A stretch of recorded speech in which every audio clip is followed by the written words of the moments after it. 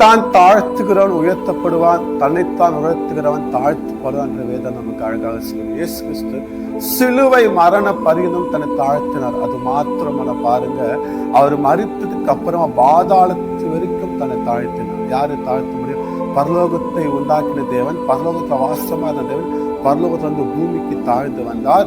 பூமிக்கு தாழ்ந்தது மாத்திரமல்லாமல் பூமியிலிருந்து பாதாளத்துக்கும் தாழ்ந்து போனார். அது மாத்திரமல்ல, ஏசப்பா சீஷருடைய கால்களை கழுவி, நான் உங்களுக்கு மாதிரியை காண்பிக்கிறேன், தாழ்மையின் மாதிரியை காண்பிக்கிறது கட்ட சாணம் பாருங்க. ஏசப்பாவை தேவன் என்ன பண்ணா, எல்லா நாமத்துக்கும் மேலாக அவர் உயர்த்தினார். நம்முடைய வாழ்க்கையில நம்ம தாழ்த்த வேண்டும். மனிதர்களுக்கு முன்பதாக, தேவனுக்கு முன்பதாக, சபைக்கு முன்பதாக, விசுவாசிகளுக்கு முன்பதாக நம்ம மனதார நம்ம எந்த அளவுக்கு நம்ம தாழ்ந்து நம்ம வெறுமையாக்கி நம்ம வெறுமையாக்கி அந்த அளவுக்கு